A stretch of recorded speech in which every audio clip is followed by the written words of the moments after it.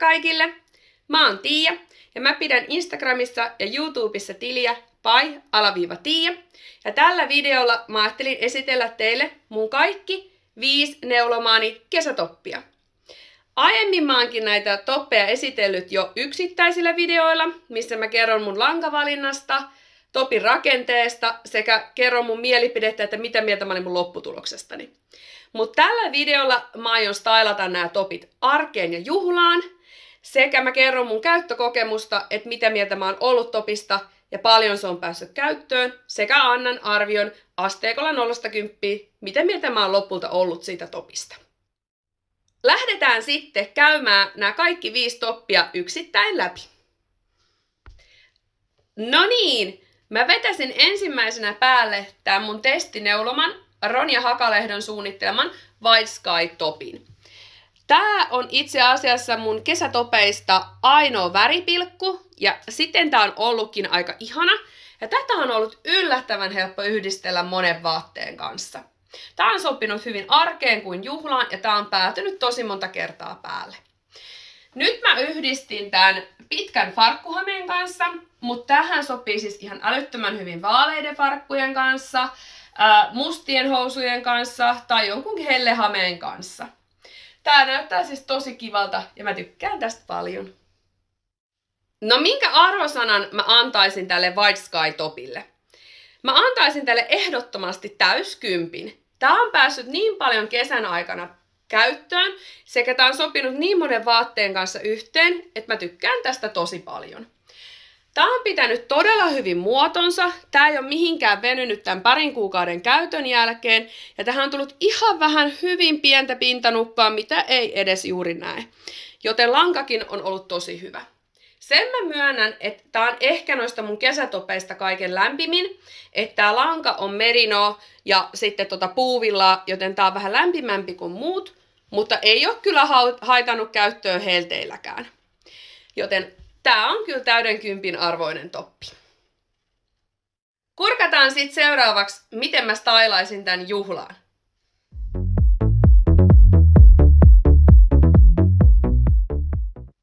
Seuraavaksi mun hellepäivän luottotoppi, elikkä Valeska top. Tää on mun kesätopeistani ainoa teepaitamallinen ja tää on siten ollutkin tosi kiva, kun tää laskeutuu vähän tänne olkapäille. Tässä on myöskin nämä narut, mitkä on aivan ihanat ja mun mielestä tosi kiva yksityiskohta tästä paidasta. Tästä löytyy myös ohjeena nappiversio ja se olisi ehkä joskus kiva tehdä. Nyt mä yhdistin tämän Valeska-topin vaaleiden farkkujen kanssa ja alta multa löytyy keltaiset piksut, mikä on tosi kiva väriläiskä tähän, mutta eihän tietenkään piki nyt ihan joka paikkaa sovi. Mutta mä oon tätä käyttänyt sitten paljon mustan alustopin kanssa tai valkoisen alustopin kanssa. Ja sitten tästä tulee huomattavasti arkisempi. No minkä arvosanan mä antaisin Valeska-topille? Mä antaisin sen arvosanan siihen 7–8 paikkeille. Mä oon kohtuu vähän aikaa tätä ehtinyt vielä käyttää. Ja tässä lyhyessä käytössäkin tää on jonkin verran venähtänyt. Tää lanka on aika painava ja sitten tää helposti venyy. Ja nyt jos mä tekisin, niin mä tekisin tän kokoa pienempänä. Et tykkäisin, että tää olisi vähän ryhdikkäämpi mun päällä. Mutta mä tykkään ihan älyttömästi tän teepaitamallista, tän kauniista kuviosta, näistä nyöreistä. Ja tätä on ollut tosi helppo yhdistää monen kanssa. Siten mä ehdottomasti annan tälle sen 7–8. Valeska-toppia ei ollut ehkä ihan niin helppo stylata juhlaan, mutta kurkataan seuraavaksi, mitä mä keksein.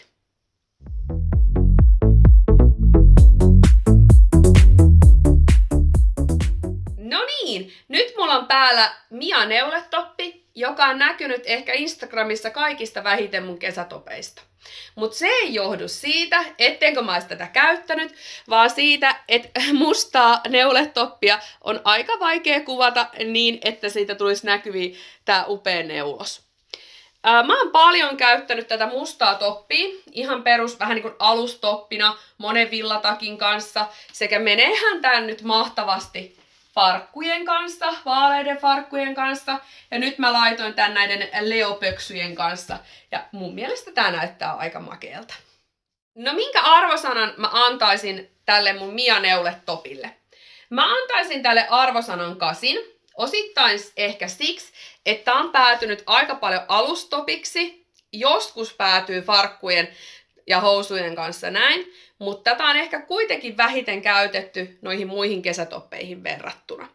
Mutta plussaa siitä, että tää on sitten taas semmonen, mikä menee ympäri vuoden juurikin niiden neuleiden alla. Pikkasen miinusta mä annan myöskin siitä, mä neuloin tän Dropsin pellestä. Ja tää on nyt useita kertoja pesty, ja tää on ehkä mun mielestä aavistuksen haalistunut tää musta, että tää on vähän tämmönen hailakka. Mutta tää on kyllä tosi hyvin pitänyt muotonsa pesuista ja käytöstä huolimatta, että tää on joka kerta palautunut tähän muotoonsa ja on ollut tosi hyvä käyttää. Plussaa mä annan myös tästä siitä, että tässähän ei ole niinku oikeaa tai nurjaa puolta, vaan tää on samanmallinen selästä ja edestä. Joten jos joskus tulee jotain kulumaa tai joku läntti tai muuta, niin tän voi käyttää ihan kuin peri vaan päällä. Eli mä annan tälle 8 ja nyt kun mä näen tän taas pitkästä aikaa mun päälläni, niin pakko todeta, että onhan tää nyt aika kiva. Kurkataan sitten seuraavaksi, miten mä stylasin tän juhlaan.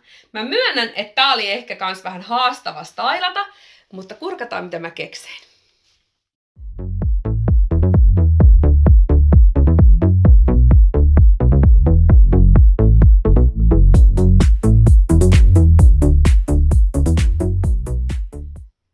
Seuraavaksi on tää mun Dropsin Dazzling Diamond liivi, jonka mä neuloin vuosi sitten mun äidin lankakätköistä löytyneistä Cottonella langoista. Tää on tänä vuonna päässyt harmillisen vähän käyttöön, joten kun tuntuu, että aina uudet syrjäyttää vanhat, mutta onhan tää siis tosi upea. Tää sopii tosi hyvin kaikkien maanläheisten sävyjen kanssa. Mä oon käyttänyt tätä paljon tämmöisen mustan alaosan kanssa. Leomekon kanssa tää menee tosi kivasti, joten kyllähän tällekin paljon käyttöä löytyisi. No minkä arvosanan mä sitten antaisin tälle topille? Mä antaisin tälle sinne 7-8 paikkeilla. Jos mä tekisin tän nyt uudestaan, mä tekisin ehdottomasti tästä pidemmän.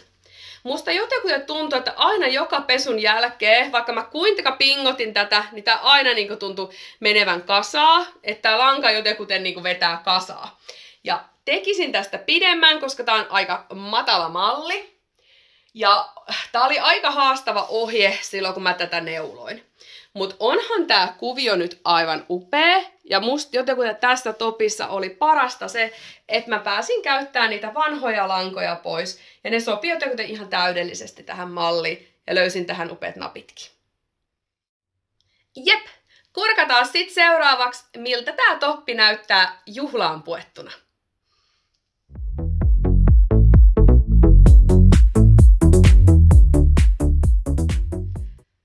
Sitten viimeisenä, mutta ei missään nimessä vähäisimpänä, on tää mun uusin toppini, eli Wild Flowers toppi.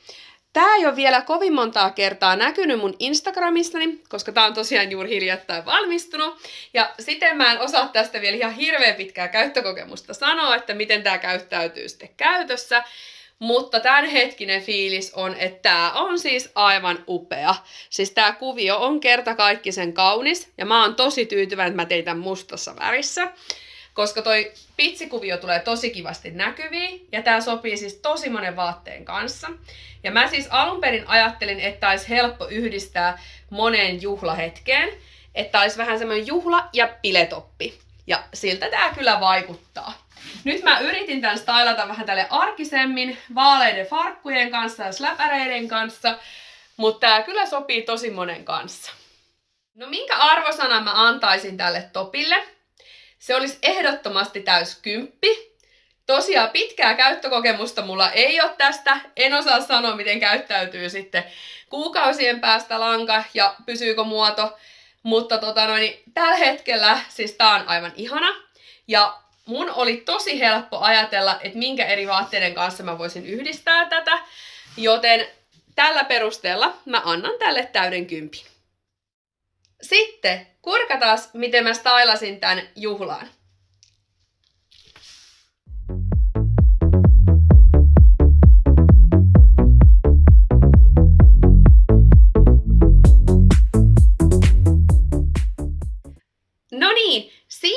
oli mun kaikki 5 kesätoppia stylattuna hiukan arkisempaa luukkia ja juhla- ja bileluukkia.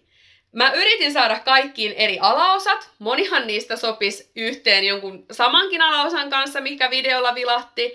Mä räjäytin tätä varten mun koko vaatekaapin, joten jätä mulle kommenttia, että mikä oli sun suosikkiluukki, mistä topista sä tykkäät eniten, ja ota mun kanava tilaukseen. Kiitos kun kuuntelit!